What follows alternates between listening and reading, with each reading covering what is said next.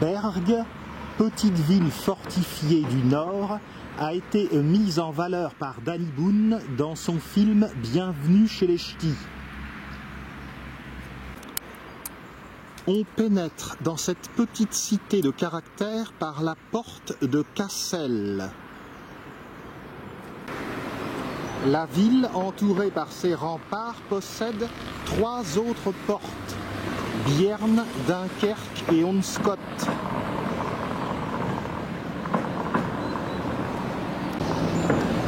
Et comme vous le voyez, l'enceinte fortifiée est cernée de douves.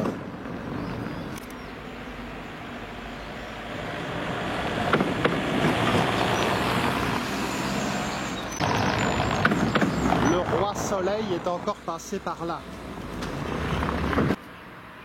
Voici les lys de France, sur la porte de Cassel. Dans la perspective, le beffroi de la ville.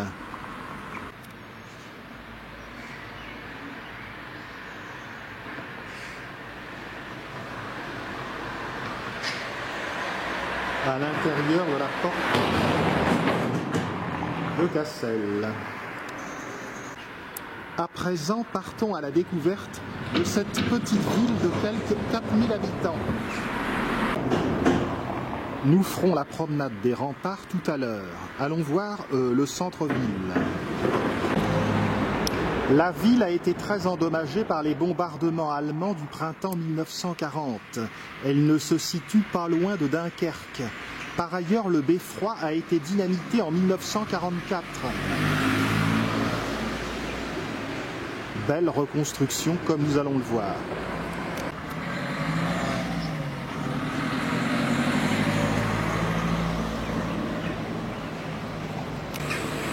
Et si l'on trouve ici la statue de la vache flamande, c'est tout simplement parce que nous sommes sur la place du marché aux bestiaux. On poursuit vers le beffroi. Les pignons du Nord.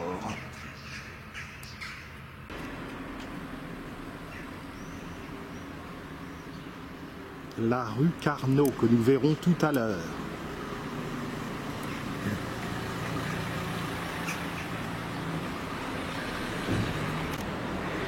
Regardez-moi si le beffroi a fière allure.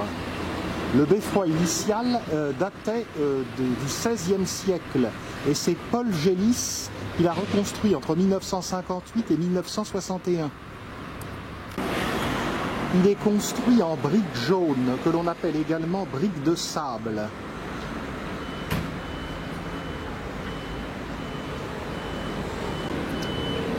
Le carillon compte pas moins de 50 cloches.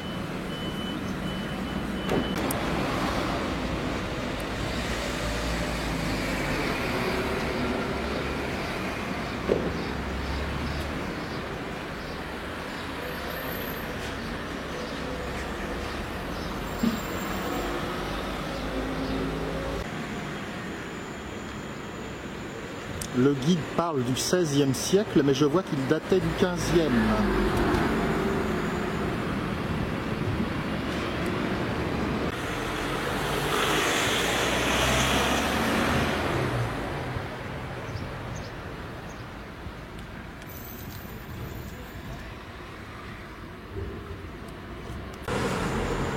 Au sommet, le lion des Flandres.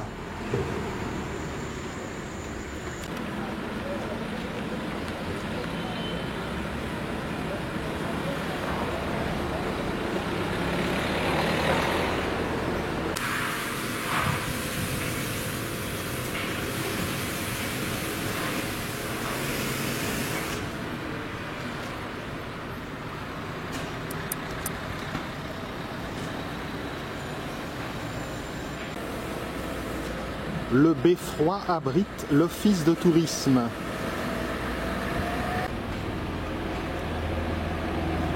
La place principale est hélas un peu encombrée de voitures.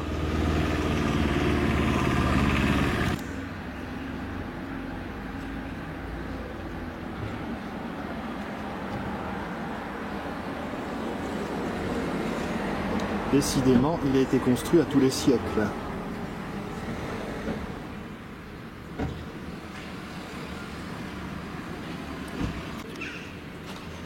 Voici le plan de Bergues, et vous remarquez immédiatement la ceinture des fortifications qui sont dues à Vauban.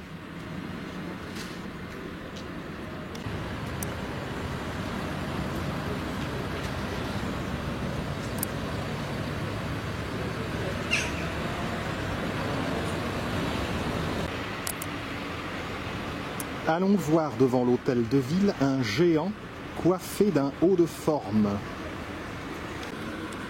Ce géant à haut de forme symbolise la bourgeoisie locale qui a assuré l'élection du poète Alphonse de Lamartine au XIXe siècle. Il fut député de Bergues. Sacré Lamartine. Ces derniers temps, je marche un peu sur ses pas.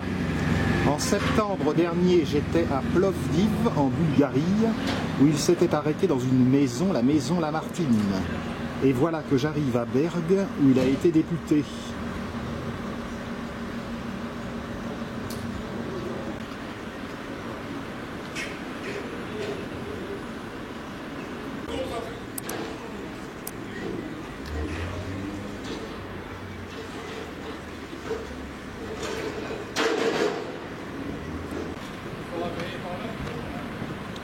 Par ici, on se dirige vers l'église Saint-Martin.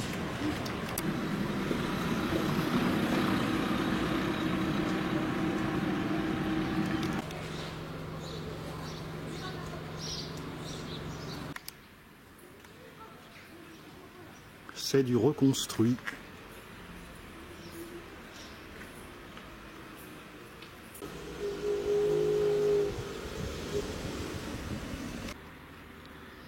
Et il n'y a pas eu des reconstructions partout.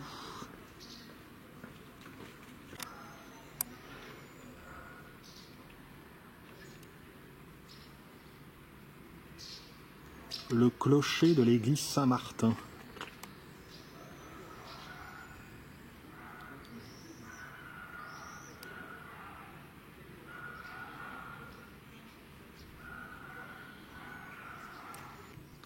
L'ensemble frappe par son aspect un peu étrange.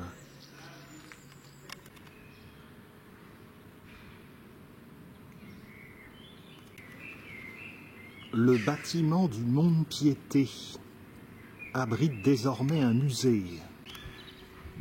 Le Mont-de-Piété fut actif de 1633 à 1848 et le musée s'y est installé en 1953. Bien qu'une petite partie de l'église ait été bombardée, l'église Saint-Martin est tout de même très grande. Sur le flanc, on peut admirer le beau pignon baroque du Mont-de-Piété, avec ses pilastres, ses cartouches. Toute une décoration baroque.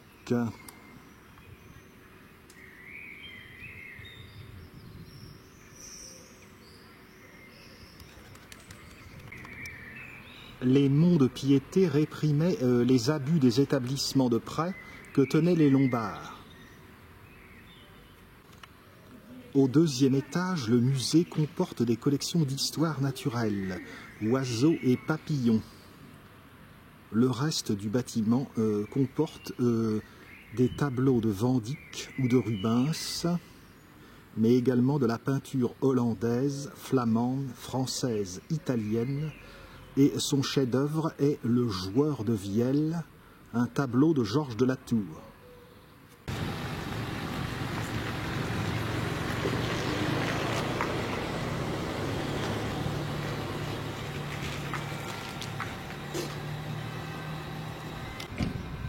Le petit jardin derrière le musée du Mont-de-Piété.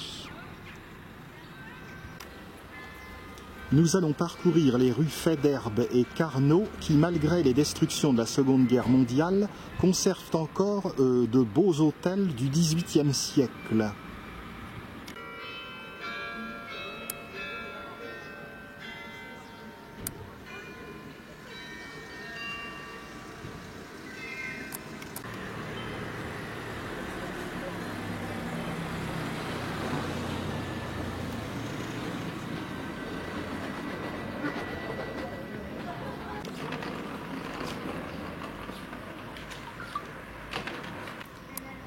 Une belle porte cloutée,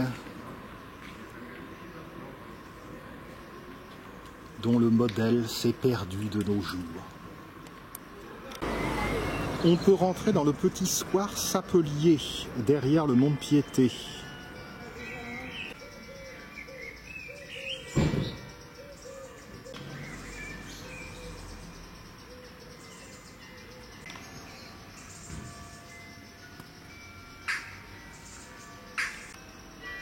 Poursuivons au fond sur la gauche.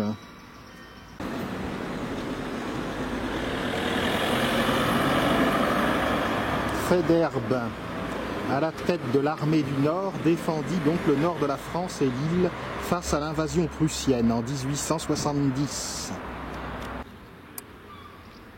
Certaines maisons refaites en ocre jaune et d'autres anciennes du XVIIIe.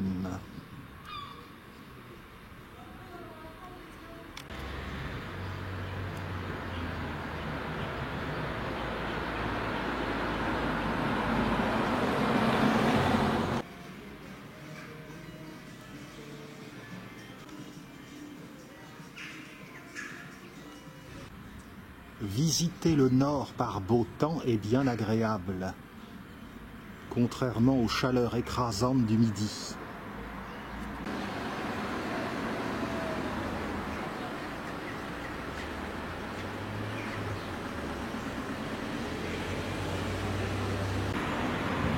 Nous sommes dans la perspective de la porte de Bierne.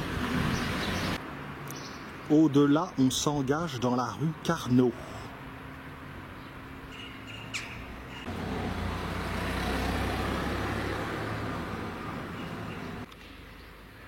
Une reconstruction réussie. De ce côté, ça semble plus ancien. Au 22, l'hôtel de Haut de Stapland. Un rescapé.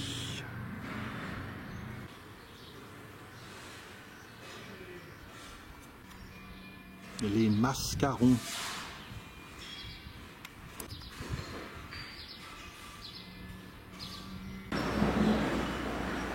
Les maisons ont du cachet avec leurs belles fenêtres soignées.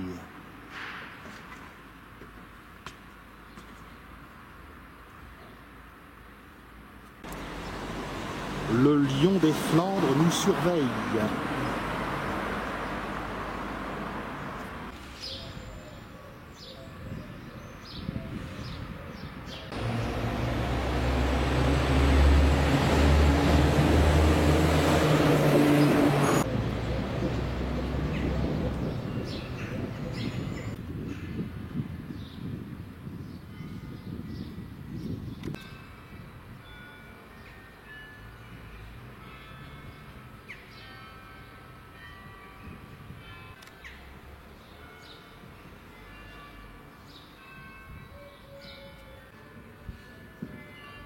Les 50 cloches du carillon du Beffroi résonnent.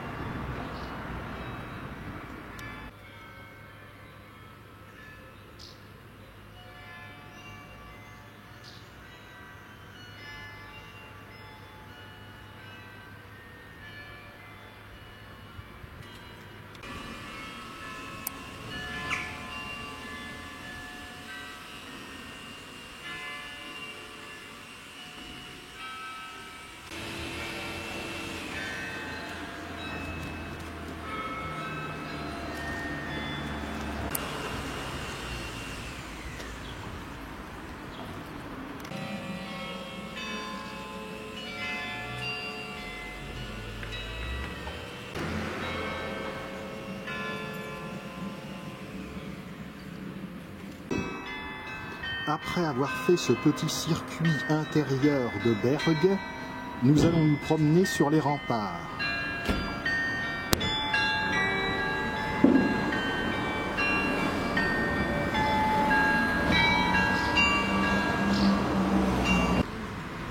Revenons à la porte de Cassel.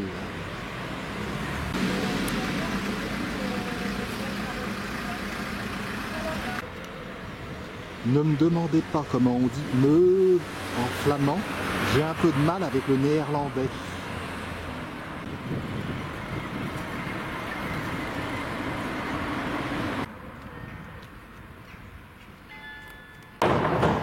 Commençons par le rempart ouest.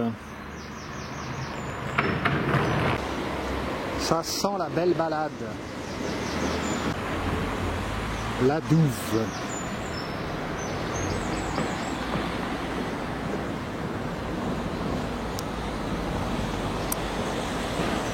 Allons vers la tour Neckerstor.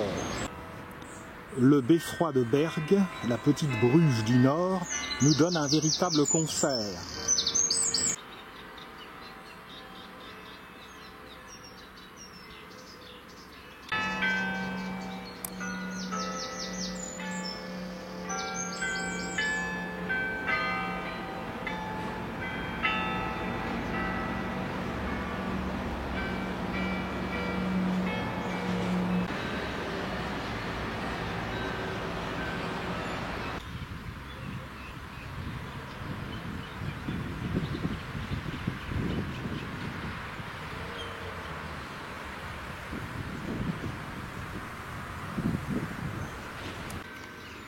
Encore une balade à faire en juin le soir pour profiter du parfum des tilleuls.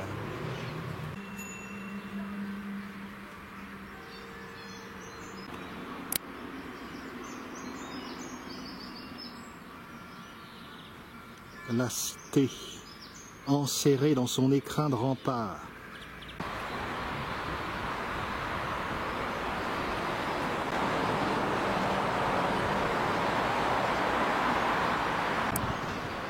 Nous sommes en vue de la tour Neckerstor.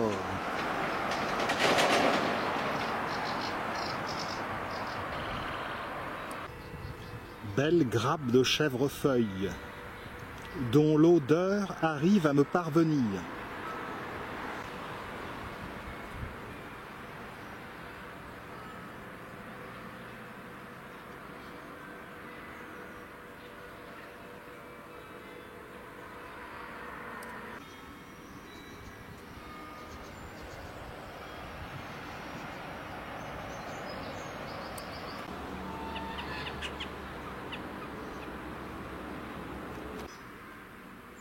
Il n'y a pas intérêt à déraper.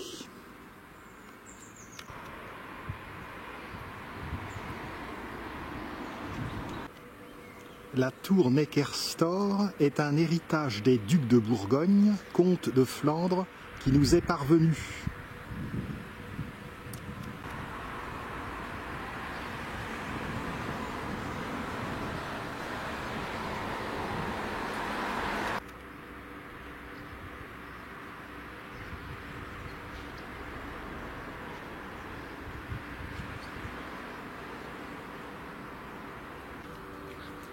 Comme ces roses trémières sont curieuses.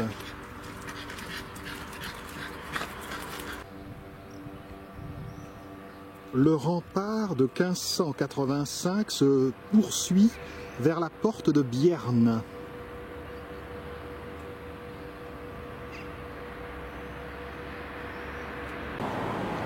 La gare de Berg.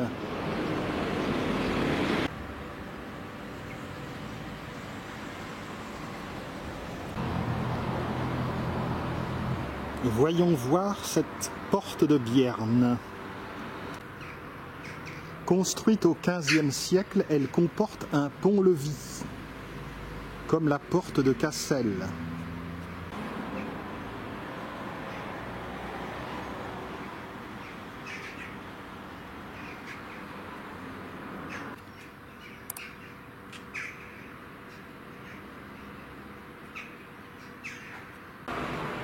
Les chaînes du pont-levis.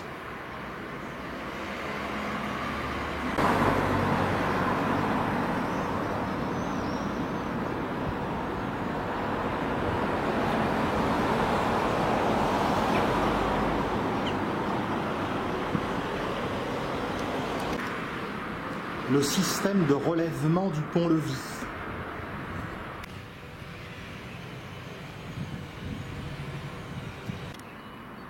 On poursuit vers la porte de Dunkerque.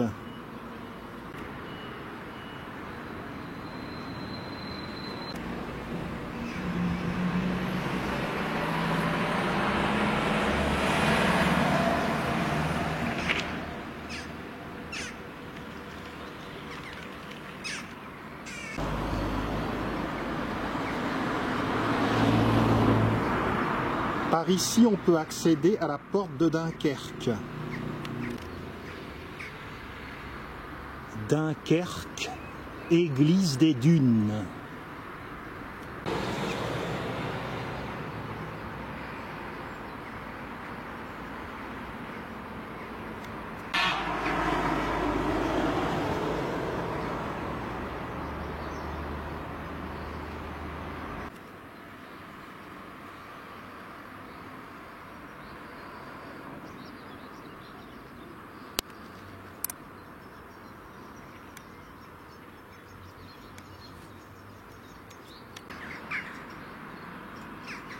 Valériane.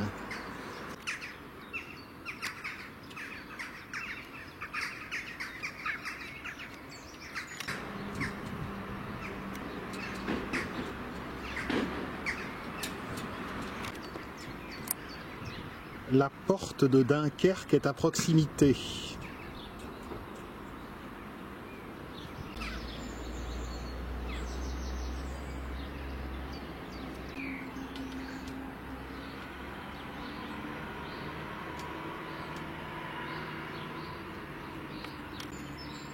Il reste pas mal de patrimoine médiéval.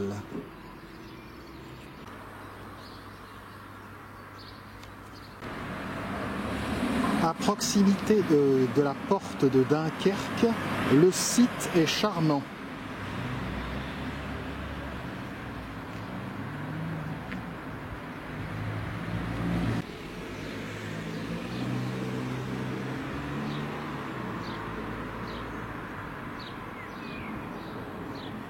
L'octroi, c'était un droit de passage pour rentrer, un impôt.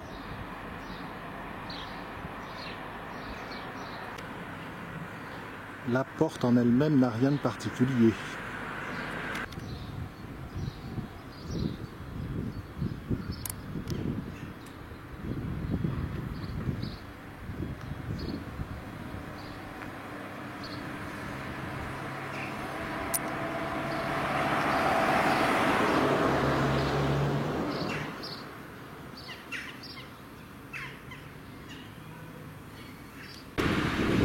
Petit coup d'œil après avoir franchi la porte de Dunkerque.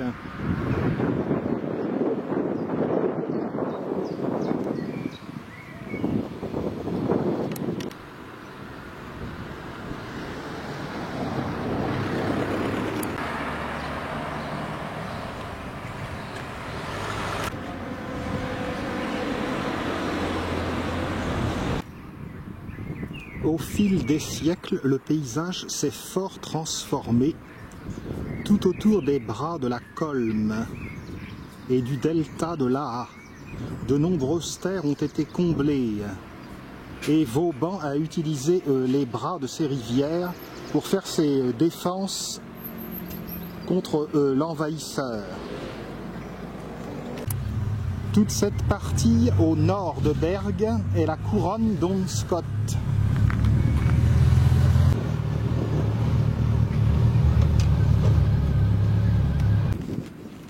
On se dirige vers la tour Guy de Dampierre.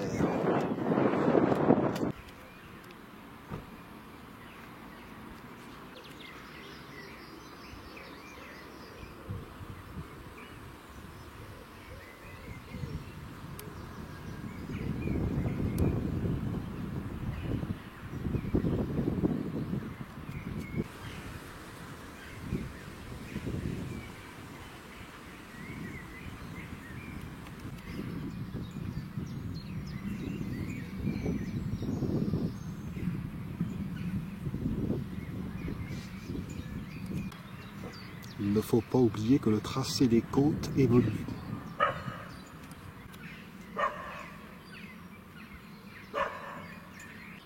En rentrant à l'intérieur du bourg, il est possible de suivre le rempart de ce côté.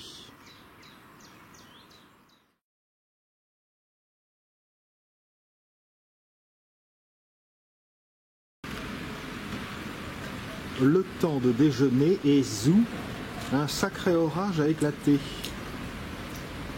Je m'abrite sous les arcades du beffroi.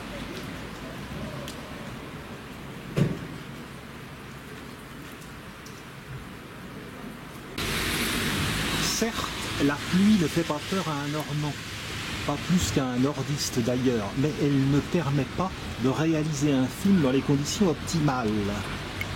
Aussi, il faut prendre une décision et je vais prendre la voiture pour nous conduire jusqu'au point d'intérêt essentiel de la découverte de Berg.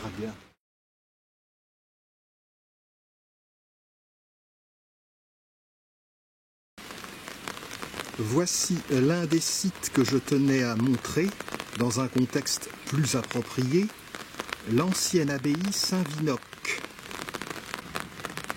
Elle se situe dans la partie est de la petite ville. L'ancienne abbaye Saint-Vinoc a été détruite en 1789.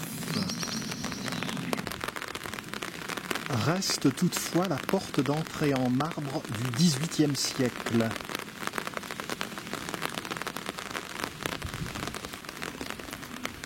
La tour pointue a été reconstruite en 1815. Elle paraît un peu penchée.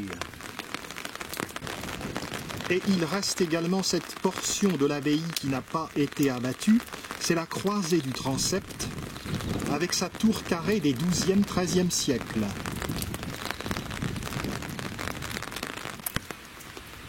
Le site de l'abbaye est remplacé par un jardin public, auquel vous n'aurez pas droit, car il est un peu dans la gadoue.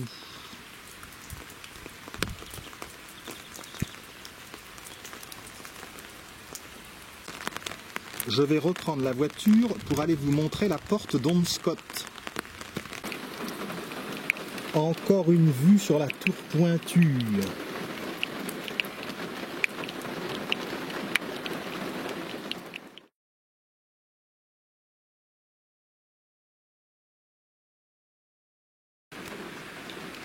Voici la seconde porte d'Onscott, la plus extérieure à la ville.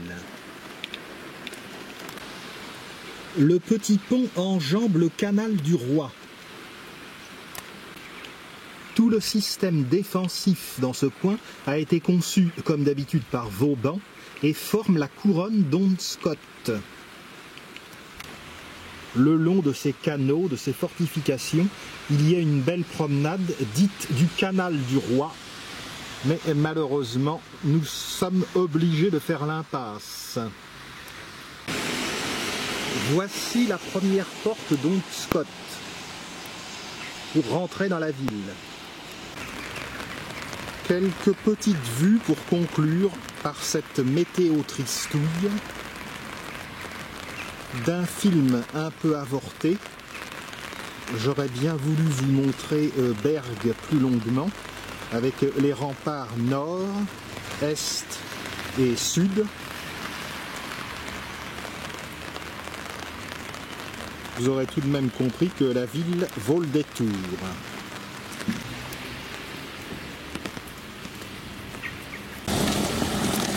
Je peux quand même remercier le Dieu des voyageurs pour la visite de la cité intérieure et puis pour une partie des remparts, il y a tout de même eu beau temps. Merci Berg, merci pour l'accueil des ch'tis.